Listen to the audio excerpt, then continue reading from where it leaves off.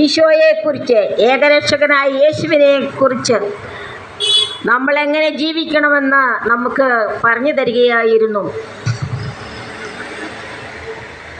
പ്രിയമുള്ളവരെ, നമുക്കെല്ലാവർക്കും സ്നേഹിക്കാൻ, ആരാധിക്കാൻ ഒരു ദൈവമുണ്ട്.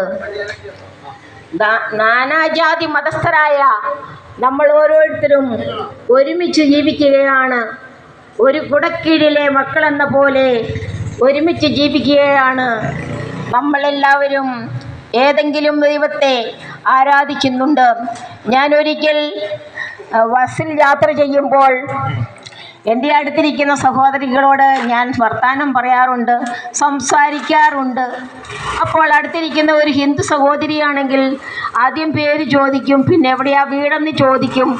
അത് കഴിഞ്ഞ് ഞാൻ പതുക്കെ ചോദിക്കും. എനിക്ക് മനസ്സിലാകും അവർ നമ്മുടെ രീതിയിൽ ഈശോയെ ആരാധിക്കുന്ന ആളല്ല, ഹിന്ദു മതക്കാരിയാണെന്ന്.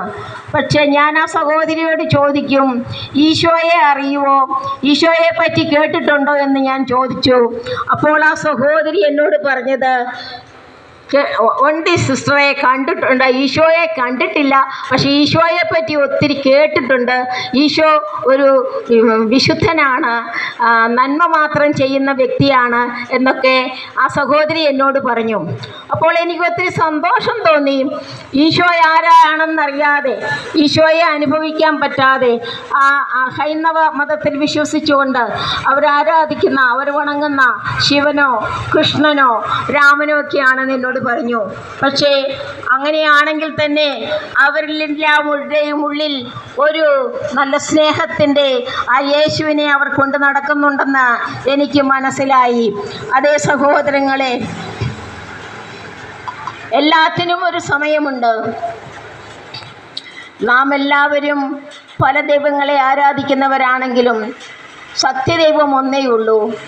ആ സത്യദൈവം ആരാന്നറിയാത്ത അനേക ജനങ്ങളുണ്ട്, രാജ്യങ്ങളുണ്ട്, സ്ഥലങ്ങളുണ്ട്. അതെ, ആ ദൈവത്തെക്കുറിച്ച്, ആ രക്ഷകനെക്കുറിച്ച്, ആ യേശുവിനെക്കുറിച്ച് നിങ്ങളുമായി പങ്കുവയ്ക്കാനാണ് ഞങ്ങൾ ഇന്നിവിടെ എത്തിയിരിക്കുന്നത്. ആ യേശുവിനെക്കുറിച്ച് അറിയാവുന്നവരും അറിയത്തില്ലാത്തവരും നമ്മുടെ ചുറ്റുമുണ്ടെന്ന് നമുക്കറിയാം.